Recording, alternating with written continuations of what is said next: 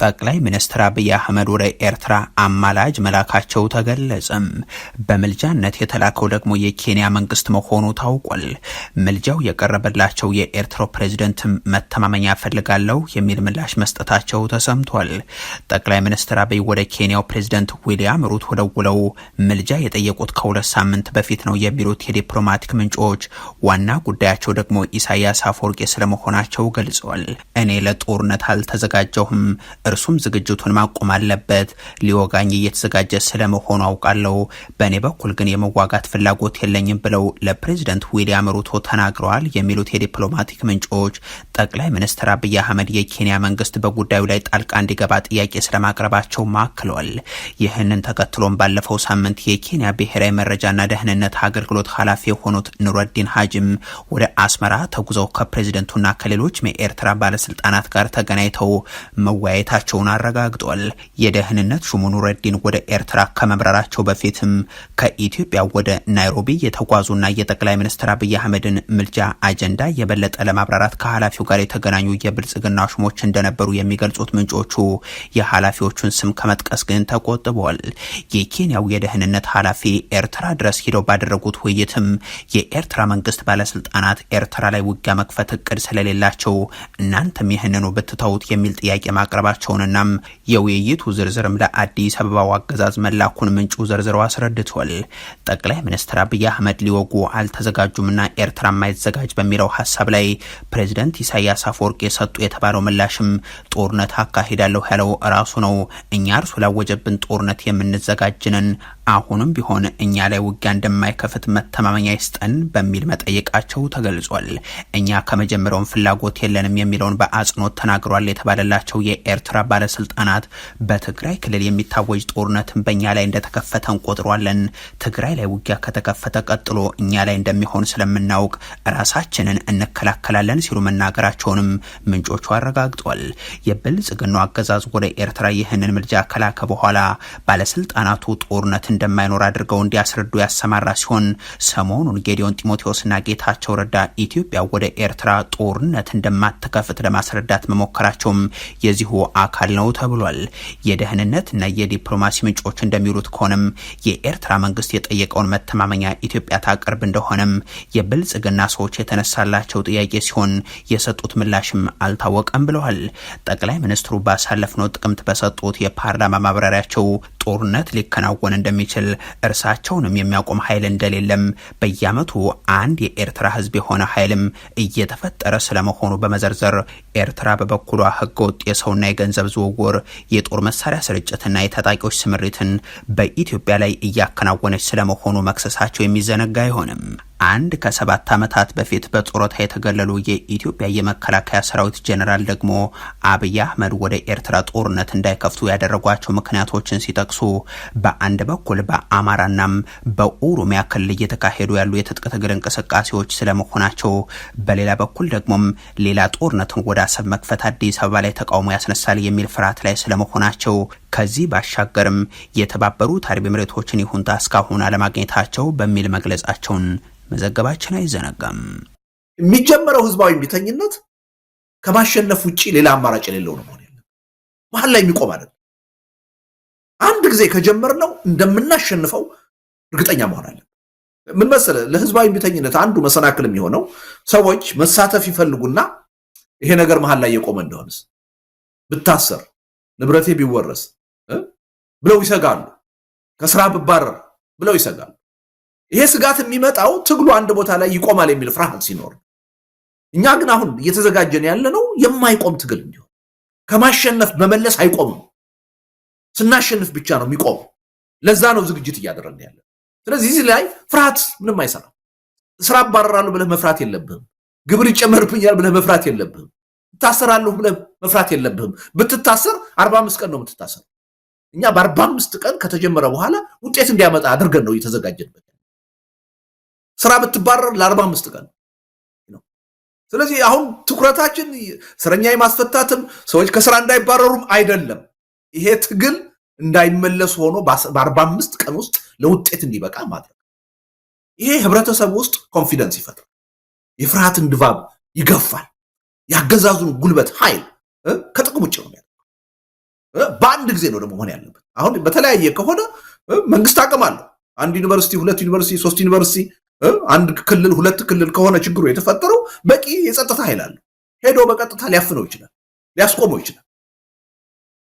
እኛ የምናስበው ግን በዋናነት አዲስ አበባን መሰረት አድርጎ በሀገሪቱ ዋና ዋና ከተሞች በአጠቃላይ መካሄድ ያለበት በተመሳሳይ ጊዜ ተመሳሳይ አጀንዳ በመያዝ ባልተከፋፈለ ሁኔታ፣ ይሄ ደግሞ እንዲሁ በስሜት ሳይሆን በተሰባሰቡ ህብረት በፈጠሩ ድርጅቶች ነው መመራት ያለ እና እዚህ ዝግጅት ውስጥ ሚዲያው መቀናጀት አለበት። እያንዳንዱ የህብረተሰብ ክፍል አብሮ መስራት መቻል አለበት እና ሪሊ ቅድመ ሁኔታዎቹን በጥንቃቄ ካየናቸው አንደኛ መሳካት የሚችሉ ናቸው።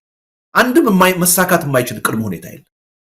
እነዛን ቅድመ ሁኔታዎች ግን በጥንቃቄ ካሟላናቸው 45 ቀን መሳይ በጣም የረዘመ የተጋነነ የሰፋ ቀን ከዛም ባለፈ አሁን በአንዳንዶቹ ሀገሮች እንደምናየው በ2 ሳምንት በ3 ሳምንት አምባገነኑን መንግስት ልናንበረክከው እንችላለን። ልናንበረክከው ሳይወድ በግድ የህዝብን ጥያቄ እንዲቀበል ማድረግ እንችላለን እና ሪሊ እዛ ላይ ትኩረት አድርገን ውይይት ማድረግ ዝግጅት ማድረግ ነው የሚያስፈልገው። በእኛ በኩል ሌት ተቀን እየሰራ ነው። ቅድመ ሁኔታዎቹ እውነት ለመናገር የበሰሉ ናቸው። አንዳንዶቹ በቃ ኢትዮጵያ ውስጥ ተጀምሯል ማለት እንችላለን። እንደ ቅድመ ሁኔታ ለምጠቅሳቸውን የጋለ ብረት ምጣድ ነው ላዩ ላይ መጋገር ብቻ የሚቀረው ነውና እውነት ለመናገር ብዙዎቹ ነገሮች የታለፉና የተጠናቀቁ ይመስላሉ። እንደ ወደ መርሃ ግብሩ ልምጣ። እንግዲህ በሳምንታት የተከፈሉ ናቸው። በመጀመሪያው ሳምንት ላይ የተጠቀሰው አለ የመንፈስ ግንባታ ሳምንት ነው። ከዛ የትምህርት ማቆም አድማ ሳምንት፣ ከፊል የስራ ማቆም አድማ እያለ የሚቀጥል ነው። እንግዲህ የመንፈስ አንድነቱ ምን ማለት ነው የሚለውን ካብራራልን በኋላ ሌሎቹ ግን ድርጊቶች በተመሳሳይ ጊዜ ማካሄድ አይቻልም ወይ? ለምን አንዱን በዚህ ሳምንት ወይም ደግሞ በሚቀጥለው ተራ በተራ መሆን የሚችልበት ምን የተለየ ምክንያት አለው? ለምሳሌ ስራ ማቆምንም ትምህርት ማቆምንም በተመሳሳይ ጊዜ ማካሄድ ይቻላል። ሁሉም በያለበት የሚሰራውን ቢያቆም የበለጠ ስርዓቱን ለማሽመድመድ ይመቻልና የድርጊት መርሃ ግብሮችን በሳምንታት ሲከፋፈሉ እንደው በአንድ ጊዜስ ማድረግ አይቻልም ወይ የሚለውንም አንድ ላይ እንደው ብታነሳው።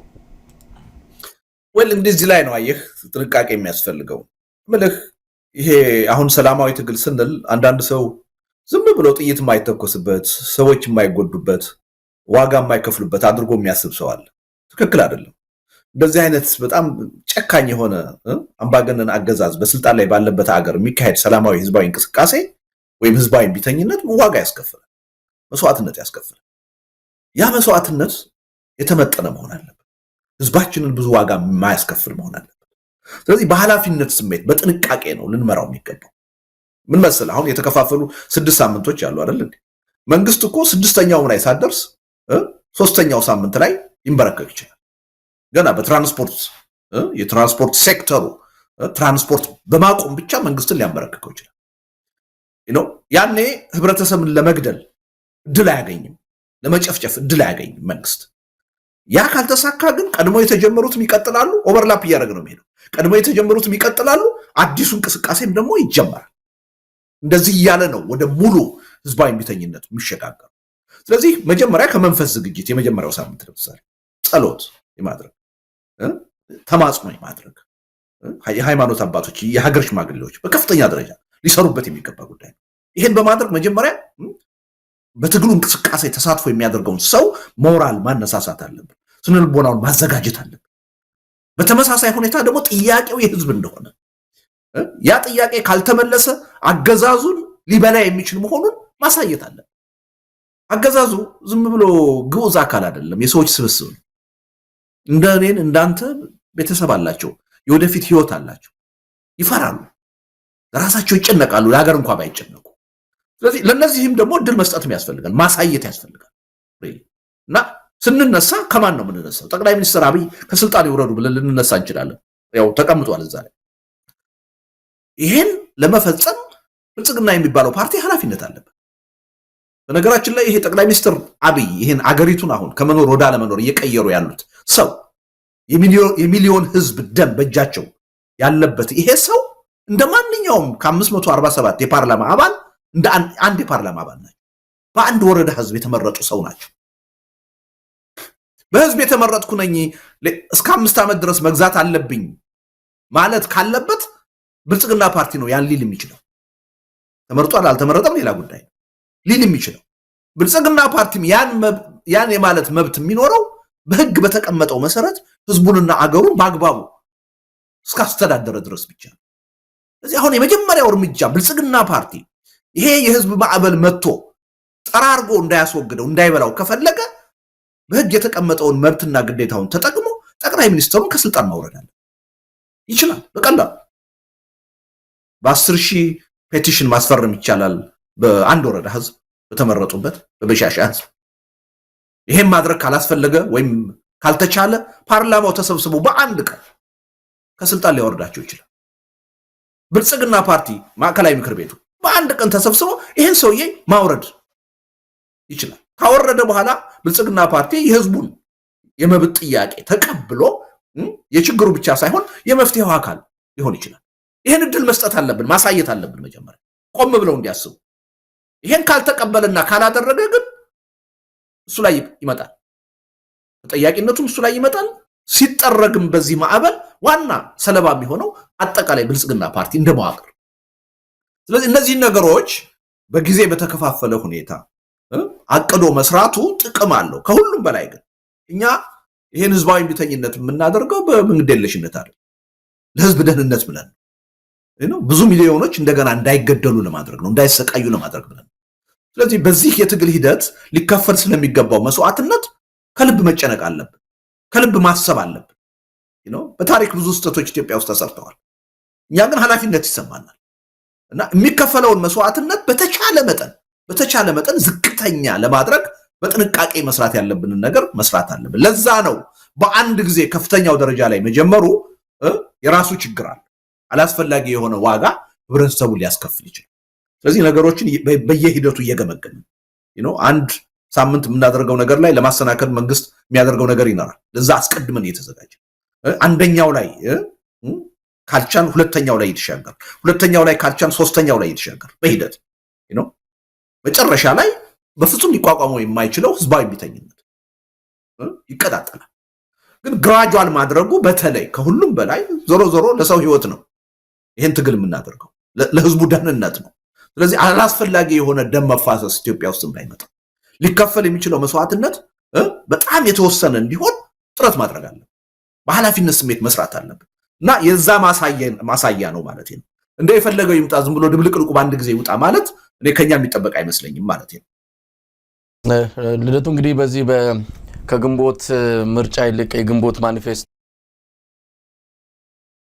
ነው ለኢትዮጵያ የሚጠቅመው በሚለው ጽሁፍ ላይ እንግዲህ ብዙ ነገሮችን አንስታል። በስድስቱ ሳምንት በየጊዜው መደረግ ያለባቸውን ከቅድመ ዝግጅቱ ቀጥሎ ያሉትን ማንስታል። እንደዚሁም ስልቶችንም እንደዚሁ ጠቅሳል። ምናልባት ስለ ኃይል አጠቃቀምን በተመለከተ እንግዲህ ህዝባዊ እምቢተኝነት ሲባል ህዝባዊ አመጽ አለ።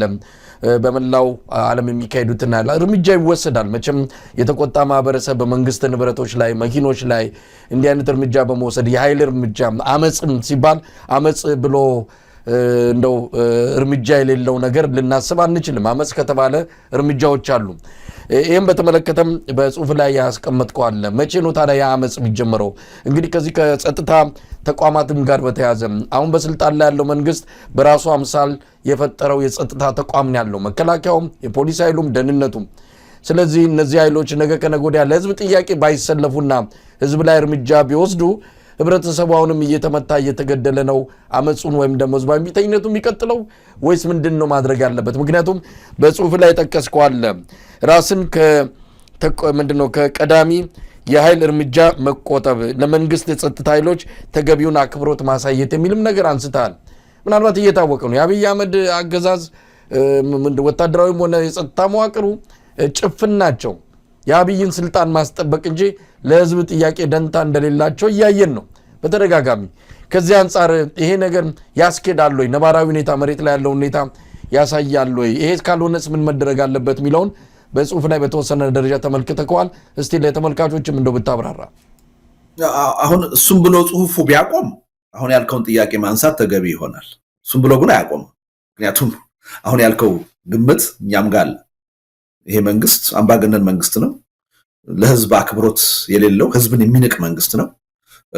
ለህዝብ ደህንነት የሚጨነቅ አይደለም፣ ጨካኝ መንግስት ነው። ስለዚህ የምንለውን በቀላሉ ይቀበላል የሚል የዋህነት የለም። ስለዚህ ወዲያውኑ ህዝባዊ እምቢተኝነቱ ሲጀመር ወደ ኃይል እርምጃ ሊገባ ይችላል። በእኛ በኩል ግን እድሉን መስጠት አለብን፣ ማሳየት አለብን። በመንግስት በኩል ህገወጥ የሆነ የኃይል እርምጃ መውሰድ እስካልተጀመረ ድረስ የምናካሄደው እንቅስቃሴ ሰላማዊ ይሆናል። የምናካሄደው እንቅስቃሴ ነገር ግን አሁን ካለው ተጨባጭ ሁኔታ አንተ እንዳልከው ይሄ መንግስት ባህሪ በዛ ይቀጥላል ብለን ለመደምደም የሚያስችልናል። ወደ ኃይል እርምጃ መሄዱ ማይቀር።